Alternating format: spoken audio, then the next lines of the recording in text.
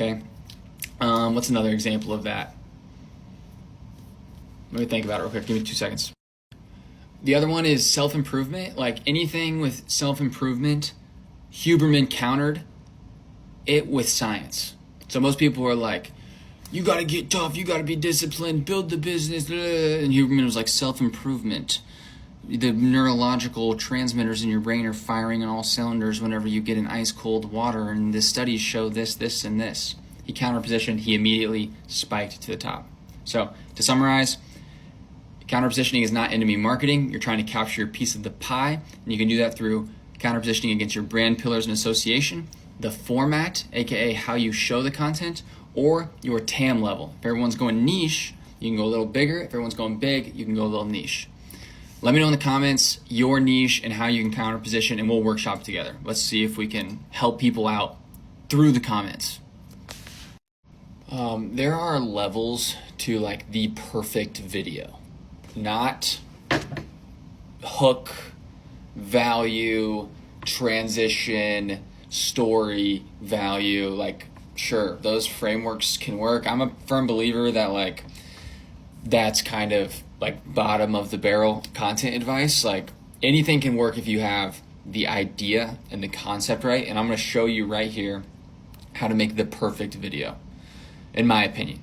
I've worked with creators who have done millions of dollars, $800,000 in a few days. I helped a creator go from $50,000 a month to $300,000 a month. I work with a creator that does that overseas $70 million. They all have one thing in common once we truly get down to it. Once I come in and I help them, we figure out their perfect video. And there's 3 principles to it. I'm going to show you guys this. It's going to be backwards, I think. I don't really care. You'll have to figure it out. My handwriting sucks. And in the intersection of these 3 concepts is the perfect video. And I'm going to go through each one. So over here, we have a balanced TAM. We have a unique and valuable angle. And what did I say there? It's somehow connected to money. And I'm going to end with that because it's really complicated. Not like, you don't have to talk about finances or talk about getting rich. There's layers to this, but I'm going to end with that one. Okay, let's talk about balanced TAM. This is the biggest mistake so many creators make. Caleb Ralston calls it an accordion method. He talks about it in a different concept. But the idea of your TAM is your total addressable market.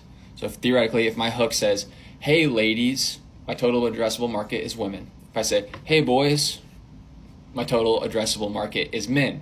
If I say, if you're a lady that's 25 years old and you love CrossFit, you need to watch this video. Okay, there's my TAM. My TAM is 25-year-old women who love CrossFit and anything kind of adjacent to that. You have a TAM in your hook. Whether you agree, whether you see it or not, there is a total addressable market. There's people who it just doesn't apply to. And what you want to do is you want to use an accordion method that balances. You can compress and get a really hyper specific target audience, total addressable audience, very hyper specific. But then you want to package it with a larger, wider net. Okay? Now let me give you an example here because that's kind of complicated. This concept is called CCN. It's by Patty Galloway. He talks about it on YouTube, but it works just as much here. You want to be able to reach your core audience, your casual audience, and a new audience. The problem is people will try to reach a new audience and then they sacrifice their core audience, or they try to only reach their core audience and then they sacrifice reaching a new audience. And there's a way to do both.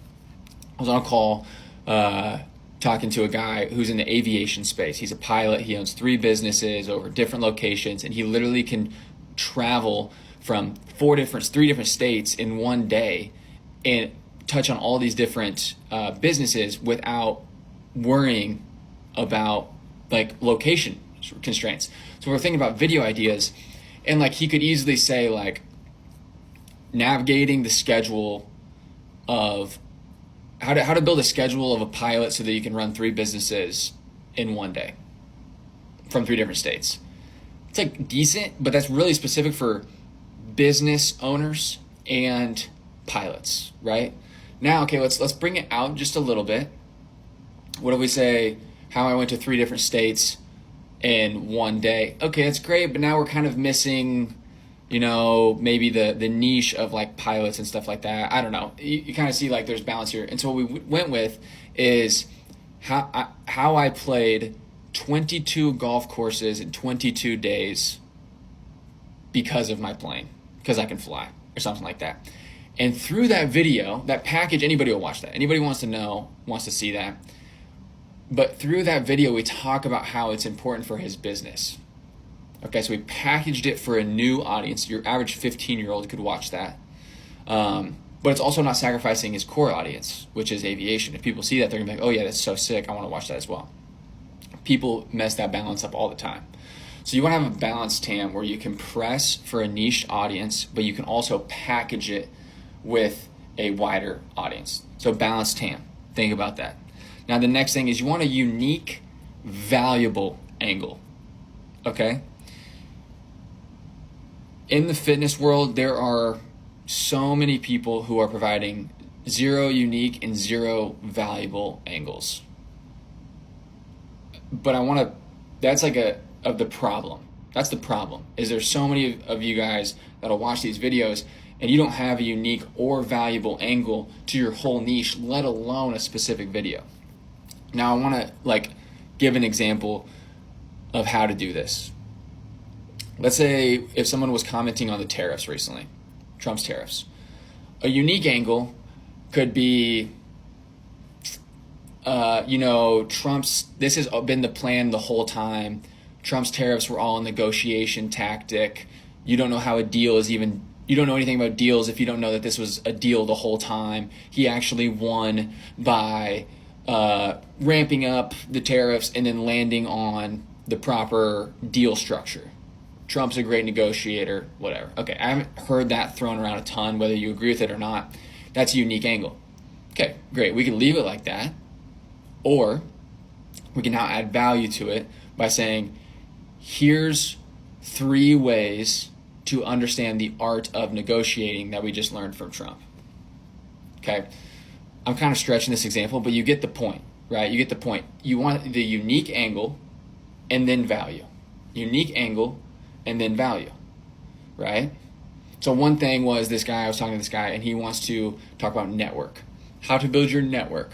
Everyone knows that network is important, but he's going to take the unique angle of how to build a network